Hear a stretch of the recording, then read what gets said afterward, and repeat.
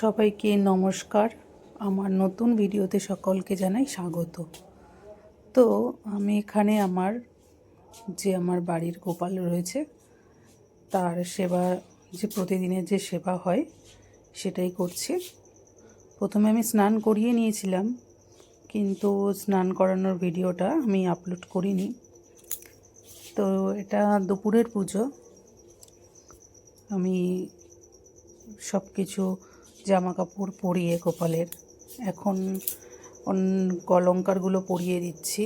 যেরকম তোমরা দেখলে ভিডিওতে, গলার মালা পরিয়ে দিলাম, হাতের চুড়িও পরিয়ে দেব।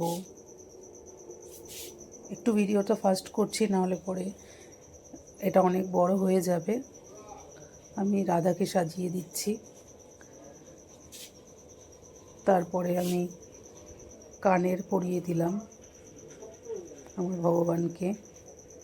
তারপরে এদিকে বাঁশিও দিয়ে দিলাম, হাতে চুড়ি দিয়ে দিলাম। কত সুন্দর লাগে না সাজানোর পর দেখতে, যেন মনে হয় তাকিয়েই থাকি। আমার তো এরকম মনে হয়, তোমাদের কীরকম মনে হয় তোমরা কমেন্টে জানিও, যে ঠাকুরকে সুন্দর করে বস্ত্র দেওয়ার পর, অলংকার দেওয়ার পর কেমন লাগে। এবার আমি মালাটা দিয়ে দেব। দেখো, সুন্দর একটা মালা মা বাজার থেকে নিয়ে এসছে, তাই আমি পরিয়ে দিলাম তিনজনকেই, যাতে ভালো লাগে দেখতে। দেখো, তোমরা দেখে জানাবে কমেন্টে যে আমার আজকে ভগবানদের কেমন লাগছে দেখতে সাজানোর পর। তো দেখো, তোমাদেরকে ভালোভাবে আরও দেখাচ্ছি আমি দর্শন। দেখো, রাধারানীকে কত সুন্দর লাগছে, গোপু সোনাকে আমার, সবাইকে দেখো তোমরা। গোপু সোনার মুখটা তো আমার মনে হয় তাকিয়েই থাকি এরকম মনে হয়।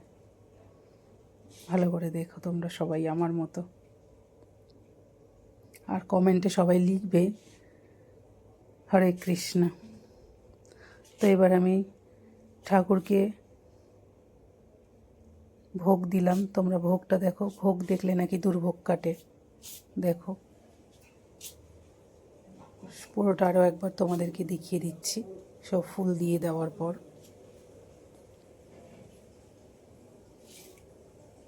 কেমন লাগছে তোমরা সবাই জানিও কিন্তু ভিডিওটায়, ঠিক আছে? কমেন্টে সবাই জানাবে যে তোমাদের কেমন লাগছে। আর আমি আরও ভিডিও দেওয়ার চেষ্টা করব। তো এখন এই পর্যন্ত। আমি পরে আবার নিশ্চয়ই আরও কোনো ভিডিওতে তোমাদের সাথে আবার দেখা হবে আমার, ঠিক আছে? তোমরা আরও একবার আমার রাধারানীকে দেখে নাও। দেখো কীরকম লাগছে। তো ভিডিওটা শেষ করছি আমি। সবাই খুব ভালো থেকো। হরে কৃষ্ণ, রাধে রাধে।